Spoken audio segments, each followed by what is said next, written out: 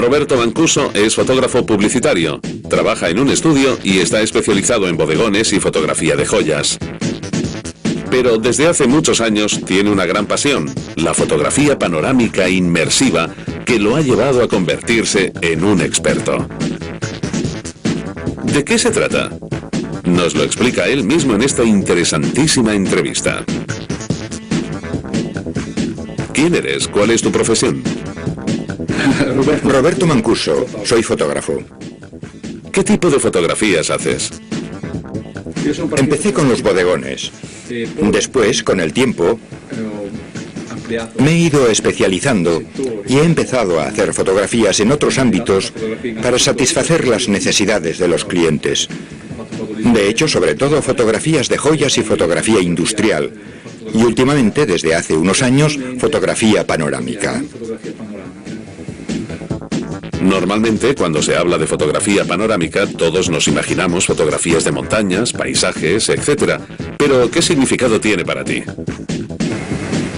Esto sucede a menudo con quien todavía no conoce las fotografías panorámicas de 360 grados, llamadas también fotografías inmersivas.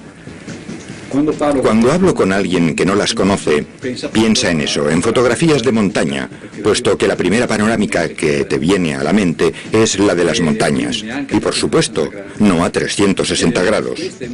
Estas fotografías, en cambio, son panorámicas inmersivas, a 360 grados. Desde hace algunos años también a 180 grados sobre el eje vertical. Es como si estuvieses en el centro de una esfera. Ves lo que te rodea.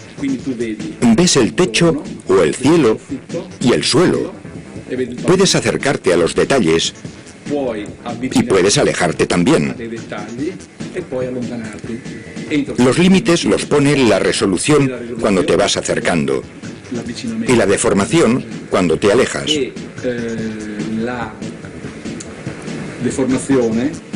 Per quanto riguarda l'allontanamento. Zoom in y zoom out, para llamarlo por su nombre. La fotografía panorámica, tal como la vivo yo, fue algo que me atrapó en cuanto la vi. Me dejó con la boca abierta y dije, increíble, precioso. Y luego pensé, yo también, tal como se acostumbra a decir cuando se ven cosas bonitas. A partir de entonces empecé a hacer mis primeras fotografías cilíndricas. La primera la hice con un equipo analógico, naturalmente, es decir, con película. Utilicé una Contax con un 18 milímetros. El 18 milímetros de Contax ya proporcionaba distancias nodales, de modo que hice el calibrado perfecto. Después de hacer las fotos, casi no tuve que hacer ni un solo retoque, pero fue casualidad. Y me dije, entonces es algo simple, estará al alcance de cualquiera. Todos podremos hacer fotografías panorámicas. En el futuro no habrá una especialización en fotografía panorámica, pero me equivoqué, puesto que no era tan sencillo.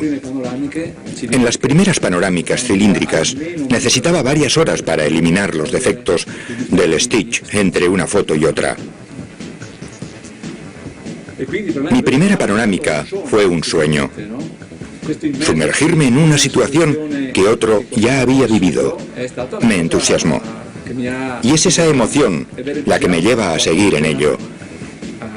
Buscar cosas nuevas y estar en contacto con la fotografía panorámica en los foros especializados de Internet.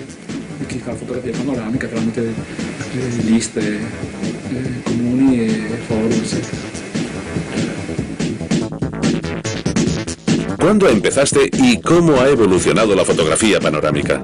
¿Cuáles son las tendencias actuales? Vi las primeras cosas en 1997 y desde ese momento empecé a tomar mis primeras fotografías con esa técnica. Al principio se hacían fotografías cilíndricas, de modo que no se veía lo que había arriba y abajo, y la imagen estaba limitada por el ángulo de campo del objetivo. Naturalmente se utilizaba la cámara en posición vertical para poder tener más ángulo.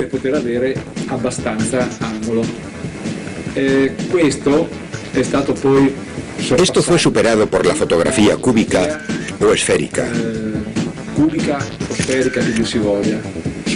que aunque son dos tipos distintos de mapeo, el resultado, para quien lo ve al final, es el mismo. Con el tiempo han aparecido mejoras tanto en el software como en el hardware. Los cabezales son cada vez más sofisticados y siempre más precisos.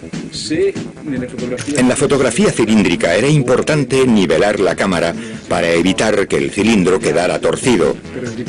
Y si lo recortabas para que quedase recto, quedaba una fotografía muy estrecha. Con la esfera, en cambio, es diferente. Lo único que tienes que hacer, si hay una esfera torcida, es enderezarla. Y hay tiempos y modos para poder hacerlo. Para poder hacer fotografías en pocas tomas, se ha utilizado habitualmente el ojo de pez. Ahora, en cambio, lo que está de moda es la fotografía llamada Gigapan, es decir, de alta resolución. Esto es posible gracias a la evolución de la tecnología. Pues hubo un tiempo en que las primeras panorámicas publicadas en la red tenían que tener un peso máximo de entre 150 y 200K, que era una resolución muy baja. Hoy, con los nuevos procesadores y tarjetas gráficas, existe la posibilidad de hacer fotografías de alta resolución.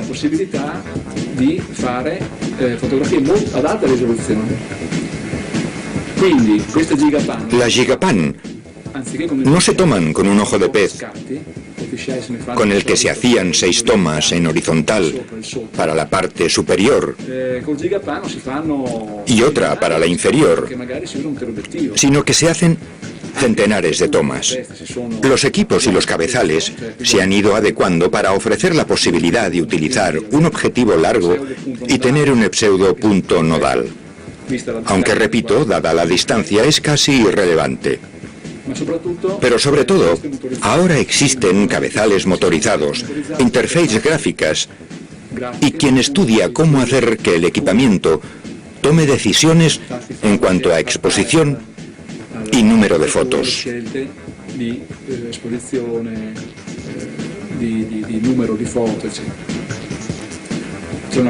Hay una cosa que antes me he olvidado decir, pero que es fundamental.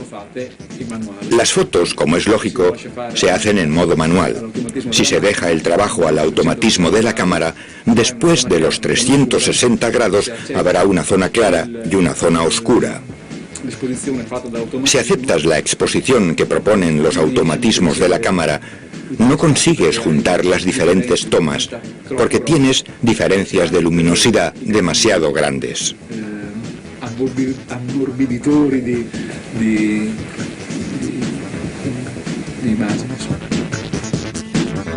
Tú utilizas un equipamiento muy sofisticado. ¿Puedes dar algún consejo a los aficionados que quieran acercarse a la fotografía panorámica sin tener que invertir cifras excesivas? Para realizar una fotografía panorámica, no a 360 grados, se puede utilizar el software que incluyen algunas cámaras, o el PhotoStitch de Canon u otros programas. Se fotografía a trocitos, y el software, incluso Photoshop, permite crear una imagen más grande. Para realizar una fotografía panorámica a 360 grados, si la distancia mínima al objeto es la adecuada y por lo tanto no estamos en una situación como esta con objetos a pocos centímetros y otros a varios metros, también se puede utilizar el cabezal de trípode normal sin demasiada preocupación. El software consigue compensarlo. Si en cambio se quieren hacer pruebas con una situación de punto nodal, Sin explicar ahora lo que es un punto nodal, se puede utilizar una abrazadera de Metz. Se atornilla a un trípode y se regula la cámara a lo largo de esta abrazadera de manera que aproximadamente el final del objetivo se corresponda con el centro del ángulo de rotación, es decir, del lugar donde se ha atornillado la abrazadera. Así ya consigues hacer una fotografía panorámica, incluso con un software gratuito. Y puedes conseguir resultados satisfactorios porque cuando uno consigue las cosas por sí mismo, se pone contento. Para simplificar el discurso técnico, podemos decir que el punto de rotación tiene que corresponder con el centro del objetivo, cosa que no es posible con el trípode. Imaginemos que la cámara está montada sobre el trípode y aquí está el objetivo. El objetivo tiene un punto nodal que está más o menos aquí. ¿Qué ocurre? Cuando gira, describe un círculo. Quiere decir que si describe un círculo y tenemos un objeto a una cierta distancia, unas veces estaremos cerca del objeto y otras lejos. Así no conseguiremos unir las distintas tomas. En cambio, si desplazamos la cámara del centro de rotación, de manera que sea el punto nodal del objetivo el que se corresponda con el centro de rotación, tendremos la cámara girando alrededor y la distancia a los objetos será siempre la misma. Y esto permitirá no tener problemas de stitch. Además, también hay modos más simples y prácticos para calcular con una cierta precisión y corregir el llamado error de paralaje. Si recordamos, las cámaras antiguas con telémetro tenían un visor en un lado y el objetivo en el otro. Cuando se fotografiaba las montañas, no había ningún problema. Pero sí cuando se fotografiaba un sujeto a 1 metro, porque no se captaba lo que estaba en el encuadre. En el caso del stitch, podemos encontrar el mismo problema, el paralaje. Además de las panorámicas que captan entornos, también hay panorámicas de objetos. ¿Cómo funcionan? En lugar de hacer girar la cámara alrededor del punto nodal del objetivo, la máquina está quieta y lo que gira es el objeto. Coge algo pequeño. Lo puedes colocar aquí. Si coges el ratón y lo sitúas aquí, pones la cámara sobre el trípode e incluso a ojo, disparas una vez y luego lo desplazas y disparas otra vez. Lo vuelves a mover y sigues disparando, moviendo el ratón hasta llegar otra vez a la posición 0. Ahora tendrás una serie de tomas que podrás montar juntas y podrás navegar como si el objeto estuviese girando de verdad. Obviamente, visto desde el ángulo y desde el punto de vista de la cámara fotográfica, tal como pasa con las panorámicas.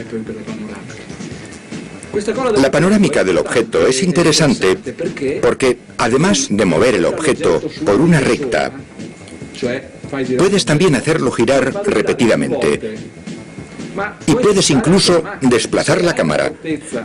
Si tienes la precaución de mantener la máquina en el arco de una circunferencia con el objeto en el centro, también puedes ir encima del objeto. Solo tienes que moverte de 0 a 90 grados, porque luego, girando el objeto desde esta semiesfera, se obtiene una esfera entera. Es como si lo vieses a 180 grados. Para un objeto como el ratón, que es interesante por este lado, no por el de abajo, es como si lo vieses completamente. Lo más bonito es que puedes hacer que se mueva. Yo he hecho panorámicas con el portátil. He abierto la pantalla. En este caso, solo he abierto la pantalla. Pero se puede hacer ver que entra y sale el CD. Abro el compartimento posterior del viejo Titanium, el que cubre todos los contactos. Puedes parar, clicar en el contacto y hacer que se abra otra panorámica u otro objeto. También está la visita virtual. Con las panorámicas puedes ir de una habitación a otra y de calle en calle. También puedes introducir un objeto en una panorámica, o esto ya es más complicado, incluir un vídeo dentro de una panorámica. Se pueden enlazar objetos desde una panorámica y panorámicas desde objetos. Se pueden hacer muchas cosas. La diferencia es que la panorámica se hace en el exterior utilizando la luz del sol, o en interiores utilizando las luces de una tienda, por ejemplo. Luego se tienen que compensar las diferentes intensidades luminosas entre el interior y el exterior. En este caso se puede utilizar el clásico bracting copiando y pegando las partes más definidas del interior al exterior. El objeto panorámico, en cambio, puede ser más complicado de hacer, porque el fotógrafo tiene que iluminar el objeto y sobre todo tiene que iluminar un objeto que rota. Yo he hecho pruebas con máquinas de café, de esas domésticas con partes reflectantes. Se tiene que conseguir situar la luz de manera que esta máquina esté bien iluminada. He iluminado un sillón. He hecho una prueba para un fabricante de muebles que quería venderlos por internet. Tuve que trabajar con la luz de manera que el lateral del sillón estuviese siempre iluminado de la misma forma, independientemente de la rotación que se hubiese recorrido.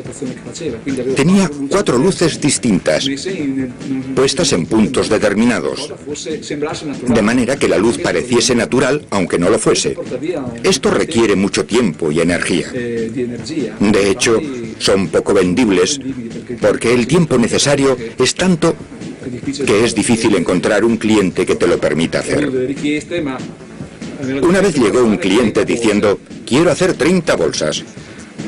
Mire, perdone, haga solo una, porque 30 no son necesarias. Incluso el cliente que quería hacer los muebles era algo que no cuajaba. Yo hice la prueba, pero el tema no prosperó.